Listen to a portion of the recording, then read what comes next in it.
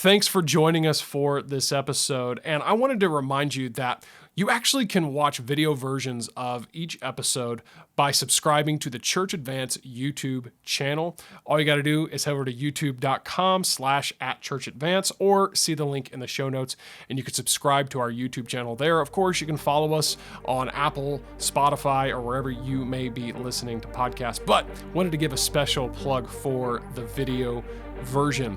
Well, I'm really excited about getting to today's episode as we continue to advance a reformation, a fellowship, partnership, and gospel hope amongst Bible-believing pastors and churches.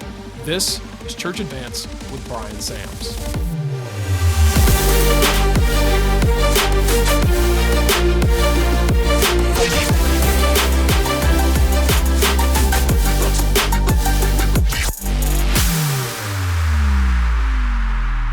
Hey, everybody, welcome back to the Church Advance podcast. This is Bryan Sams, your host. Of course, I'm here with Luke. Luke, welcome, man. How you doing? Hey, I'm good. You know, it's we've already had a really awesome conversation. Well, I kind of more listened in on that conversation with you and Dan. I was just kind of taking it all in.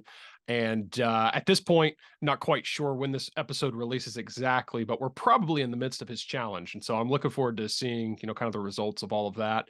And really challenge. So you're obviously jumping in. You're jumping Hey, in. well, I want to see what it's got to offer, but no, I really am I'm interested. So, but either way, I really am looking forward to it because I didn't chime in on that conversation much because I was just kind of taking in everything Dan had to say. But man, I could relate to that so much. Because who else I was thinking about was Eric McKay. We replayed his episode back in July. About how he got burnt out in ministry, and part of that was his physical health. And I can relate to that. Like for basically all of my 20s, I just didn't care about myself physically, and I did not like where it led. I mean, everything Dan said, I was just like, yep, I've seen the bad side of that. So I know this is not necessarily a follow-up episode to that, but it was just really good, and I really hope that there's church leaders and pastors out there taking that challenge seriously. It'll if you've never really or maybe not gotten too serious about your health, there's never a better time to do it. Awesome. Hey, today we're gonna shift gears a little bit, talk a little bit more ministry, and specifically, here's the topic: why we switch to a connection group model from a Sunday school model. Now, when I say that, I just know you get this feedback. Like, what's the difference? What's the difference between Sunday school and connection groups? And I got a funny story on that. The last time Pastor H.B. Charles was here at the church, usually when he comes over, we spend maybe 30 minutes here in the office just talking before the message and stuff. And he was talking about doing some research on connection groups, Sunday school, whatever. And he said he ran across this conversation with Pastor Rick Warren, and a young pastor came to Rick Warren. He said, hey, we've been thinking about having our groups all meet together on Sunday. Everybody's already there. We're talking about maybe doing them before church. And Rick Warren said to this guy, oh, you're talking about Sunday school. And the guy was like, oh, no, I'm not talking about Sunday school. I'm talking about connection groups. And Rick Warren said, no, you're talking about Sunday school. And it's kind of a funny story, but the truth is there is a difference between connection groups and Sunday school. And it has nothing predominantly to do with when it meets. Mm-hmm. Okay. So I want to say, first of all, that connection groups and Sunday school, traditional Sunday school, is fundamentally different in its purpose. Okay. Sunday school traditionally has been about a teacher teaching the Bible in a monologue type format to a smaller group of people. So, lecture based. Monologue means one person speaking. The fundamental difference between connection groups and Sunday school is that connection groups, the purpose of connection groups is around fellowship and discussion rather than just teaching one directional. So our purpose for our small groups at our church is to develop Christ-like relationships within the body. That's our whole purpose. So we're trying to develop relationships, community, connection. So when we say connection groups, we're actually talking about a mechanism that builds Christ-like relationships in the church. Now, here's what we know. What we know is discipleship happens in community, and community happens in small groups. So let me say this. I used to think that discipleship was linear, meaning a series of uh, lessons Yeah. or goals to achieve. I'm trying to see a person do A, B, C, D, E, F, G, or they've got to go through this 13-week curriculum. Mhm. What I've learned is that it's never that simple. Okay, so you take one kid that gets saved in your church, or one. I'm thinking of people in our church. I'm talking about a lady that came to Christ at our church not too long ago. Totally church background, went to church, was religious. I'm also thinking of a guy in our church that has been a Christian for 4 or 5 years and has virtually no background whatsoever. There's no linear way to disciple them. The Yeah. two people start in different places. So you can't say, here's our book that we go through with every single person that we. There's a place for teaching. I'll talk about that in just a minute. But the point is, that's not the point of connection groups. Hmm. So instead of linear, think of discipleship as organic. Discipleship happens on a need to know and a need to grow basis. So have you ever Hmm. heard somebody say the church is sometimes answering questions that nobody is asking? Yeah. Yep. Okay, so the same thing is true with discipleship. Sometimes we're trying to get people to grow in a few areas, but that's not what they're asking about. Hmm. They need help with this because this is like right there in the front of their face. So when I say discipleship happens on a need to know and need to grow basis, that's where small groups come in. Hey, what are you praying about? What are you struggling with? What do you need? How's this lesson apply to you? And all of a sudden, somebody's talking about pray for our marriage or pray for my son, pray for the situation at work. Now you've got a need to know and a need to grow opportunity. They need information. What does the Bible say about this? Yeah. Or need to grow. I'm struggling in this. And all of a sudden, a small group can together come around a leader, other people in a small group, and really help a person with what they're actually going through. So that's why a connection group becomes so much more of an important strategy rather than the traditional Sunday school. So just a couple Yeah. things about small groups in general, which would also be true of Sunday school, but I'll get to where I'm trying to go in just a minute. Number one, you don't have to choose between a big church and a small church. A church can grow much larger and smaller at the same time. So we come together as a group to worship on Sunday, and that may be a large group. There's churches that are obviously much larger than my church, and there are churches that are significantly smaller than my church. So we are what we call a medium-sized church. The fact is, with a couple hundred, 300 people in a gathering, you're not going to get to know everybody. You're coming together to worship corporately. Mhm. But at the same time, the church can grow small because if you have connection groups, it helps you get to know people on a more intimate level. Rick Warren says this: small groups are the most effective way to close the back door of your church. Hmm. Um, I've heard this before. People come to your church the first time typically because they're invited. They come back a second time because they liked it. They come back the third time because they're connected. Hmm. So how do you connect people in a larger church setting, medium-sized to large church setting? It can't just be, yeah, we got a fellowship for visitors after every service. It's got to be more than that. You've got to find a way to get people together. And when you have that predetermined checkpoint of a connection group, it facilitates that a lot easier. I mean, I'm thinking right now in our church, just immediately without even thinking, 3 families in our church, young, marrieds, no kids, couple medical doctors, and a couple graduates from Naval Academy that just moved to Jacksonville. They came in, and our leaders went to them, met them at church, and the first thing they did was invite them to connection group. Hey, we got a connection group. Hmm. You guys will love it. Well, guess what? The very next week or so, they were in that connection group, and now they're Yeah. part of that connection group. Well, they're locked in.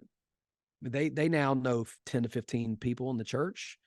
They've got relationships, and they really feel at home now. So that is a real important mechanism. If they're not connected, if they feel lost in the crowd, they're not going to stick. Yeah. Yeah. And so connection groups really, really, really are important. Now, one other thing real quick before I get into the why we're doing this.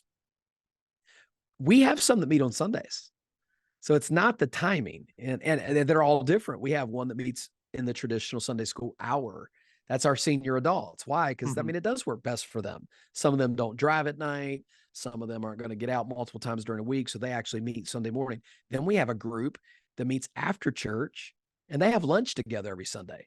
They literally make lunch together, and then they do their discussion stuff. And then most of them, of course, meet on Wednesday night in people's homes, and a couple of them at the church. But that's kind of, it doesn't matter necessarily when they are or the timing of them. What matters is why are you doing it and how's it working? So that's philosophy. Yeah. So I got 6 different reasons why we moved to this model, connection group versus Sunday school. Yeah. And go ahead. Sorry, I was going to say before we get started, because as I'm, I kind of see where we're headed, and I don't know when to ask this question, because I can already hear some of the naysayers out there who have been maybe resistant to this model, the idea of connection groups. I'm going to ask 2 questions as far as how you guys handle it. Just one is logistical and one is philosophical. The first one, here's one of the biggest kickbacks I've gotten on talking to people about this idea. And I don't know if you're going to answer this, because again, I'm looking at your points. So if you are, you can say, hey, hold up, we'll get there. First question, again, very simply logistical. What is done about childcare with groups that meet in homes in particular? Because that's always been one of the big concerns I've heard. So that's the first one. Like I said, the second one's more philosophical. Yeah. Well, great question. The answer is each individual small group cares for its own childcare. One thing I've learned, Carrie Schmidt taught me this, that so many people want the church to administrate the social affairs of the church and administrate every detail of everything that happens at church. Well, you know what I found? When you don't provide it, it just doesn't happen. It's extraordinary. Yeah. So what we do here, there are a lot of young families active with kids, even with babies. I'm thinking of one group right now that has quite a swath of children in it. And what we do is we say, hey, there's going to be a room available for the kids to play in. And if your group needs to rotate a lady to kind of corral them or give attention to them when there's a problem. Another thing that we love is some of the groups have teenagers in them or older elementary kids, and they're really good with little kids. So they'll take them to a room and play with them for 40 minutes. And we've not had one problem, not had one negative feedback. I just tell whoever's asking that question, hey, don't worry about it. Let it administrate itself. And let people come and don't worry about it. And one of the members of our church has really helped me with this, guy named Bryan, who's one of our small group leaders, connection group leaders. He said, Pastor, one thing I'd encourage you with is this is real life. This is real life. Real life doesn't come with childcare. True. So true. I mean, man, think about that. Tweet that. I have 5 kids. I wish everything in the world I did came with childcare. Yeah. I'd never have to worry about going to the grocery store. I'd never have to worry about vacation. I'd just put them in some, hole and let somebody care for them. I mean, so here's the thing. When you're with people, you're watching, how do they respond to an unruly kid? How are they handling this? How can we help them? I might see something happen in a connection group where I see a dad who really loses his temper real fast. What an opportunity for me to set aside and say, hey, man, it seems like maybe you're struggling a little bit. Man, can I pray with you? Or, is there something, here's some things I've read or some things I've done to help my kids. I've had those kinds of conversations with people. It's never been offensive. Most people welcome any help you can give them with raising their kids. But I love that idea. This is real life. And that's the beauty of connection groups. Yeah. It's real life. Yeah. So the approach there is basically, I like that point. Like, there's no childcare. Like that's just how, and so they'll make it happen. So that's always been one of the things that, again, I've heard kind of pushback on. And I've also heard of churches that they might still provide like childcare on Wednesday night. Like a lot of churches are still doing some type of youth program on a Wednesday night while the adults meet in home groups. Like, there's ways around it, even if you want the church to be more involved with it. So that was one question. The second question, and you kind of touched on it, this idea of the church kind of trying to administrate everything. And this question is going to come probably from someone who's feeling a little bit more need for control. But I think there are some level of validation to the concern. And that is, okay, if we send people meeting off in these homes and these discussion type of environments, how do we deal with people that start to discuss maybe potentially, in the worst case scenario, heretical views, if nothing else, discussing maybe doctrinal things or just even philosophical things of our church that we don't align with. That's probably the biggest kickback, if you will. I'll get to moving from, like you said, a monologue approach in like a conventional classroom setting to actually encouraging a dialogue and a conversation. So, yeah, I mean, again, how do you guys kind of handle that? Yeah, two ways on the front line. One, we pick and train our leaders. Mm, I mean, there's still somebody leading the conversation. It's sure. not like you're not sitting around going, "Hey, here's a verse. What does everybody think about this?" No, there's a every leader is chosen. Every leader has proven faithful. Every leader goes through training, and every leader knows what's expected of them. So you don't just randomly pick people. So that's number one. Number two, we control curriculum. Uh, Okay. People aren't just out doing like whatever they want. We have two styles within the connection group. One is sermon based, which I do at least once a year. That's where the connection group is discussing the sermon from Sunday. We just did that in our first session this year. But then also we will then use curriculum that is discussion based. So currently all of our groups are going through the book of Galatians, and it's a discussion based Bible study. So the questions are already there. The questions are coming pre-packaged. The other beautiful thing about that is this: you don't have to train a leader to teach a 45-minute lesson. That's Hmm. intimidating. Hmm. But you can have a guy facilitate a discussion.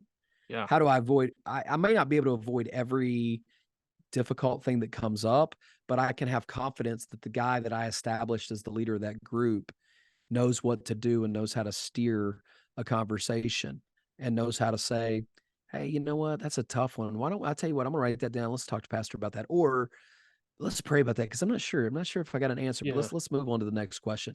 So you might come up with something like that, but I think if you're controlling the people and you're controlling the content or the curriculum, I think you're well on your way to health in the environment. Okay, so you actually do have a structure then for each group. It's not a free for all type of approach because I have seen churches go that far into like just taking their hands off in that. For example, if you want to start a group about pick the topic, you can do that. And then it just kind of becomes just whoever's interested in that can join it, and so Well, I'll it's a tell you what, little. I tell you the difference. I'll tell you the difference, and this is a really important point. Our purpose for small groups is fellowship. Hmm, So our purpose is not another thing like another topic. It's not a place for men to learn about men's issues. It's a place for people to connect one with another. So gotcha. every group is doing the same study.